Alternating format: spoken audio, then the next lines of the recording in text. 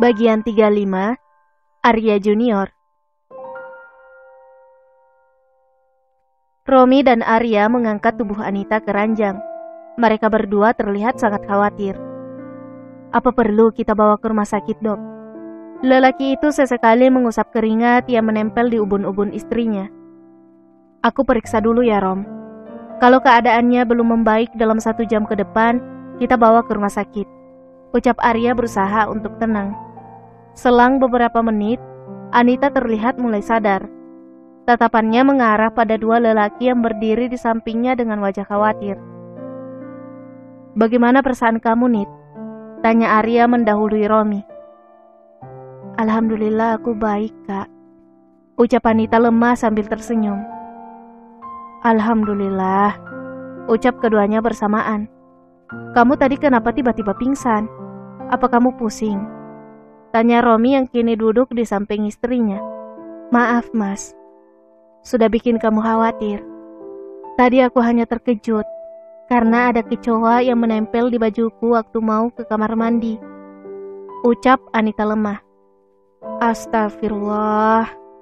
Ucapan itu keluar dari mulut semua yang ada di ruangan itu, termasuk Nia yang sejak tadi hanya terdiam karena begitu khawatir akan keadaan Anita.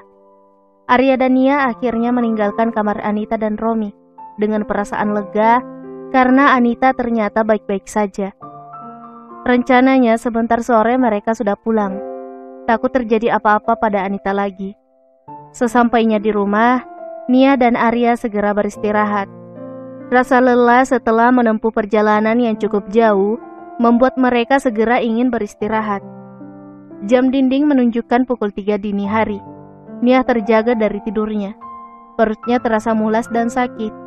Perlahan keringatnya mengucur membasahi sekujur tubuhnya. Sekilas matanya mengarah pada suaminya yang tertidur pulas. Terlihat sangat damai. Nia mencoba bangkit dari pembaringan, meraih gelas yang berisi air putih di atas meja. Ia berjalan perlahan menuju pintu kamar. Matanya berkeliling melihat keadaan rumah yang terlihat sunyi. Tampaknya semua larut dalam mimpi indah mereka. Semakin lama, sakit yang dirasakan di perut Nia semakin menjadi. Tubuhnya gemetar menahan nyeri di bagian bawah perutnya. Ia menangis. Sakit yang beraturan bertambah dan terus bertambah, hingga akhirnya piyama tidur bagian bawahnya terasa basah. Nia masih berusaha mencoba menahan sakit itu. Ia yakin sebentar lagi akan melahirkan. Tiba-tiba mulutnya mengeluarkan erangan kesakitan yang membuat Arya terbangun karena terkejut. Nia, ada apa sayang? Sahut dokter Arya sambil berlari menuju tempat istrinya meringis menahan sakit. Ia memapah istrinya yang basah oleh peluh yang terus mengalir. Sepertinya sebentar lagi aku akan melahirkan, Mas, ucap Nia dengan wajah pias. Kita ke rumah sakit saja ya, aku ganti baju dulu, ucap dokter berwajah tampan itu khawatir. Selang beberapa menit, Arya membopong tubuh istrinya keluar rumah menuju garasi. Dengan hati-hati, ia memasukkan Nia ke dalam mobil dan segera meluncur ke rumah sakit. Tidak menunggu lama, sekitar 1 jam kemudian, terdengar tangis bayi dalam ruang bersalin.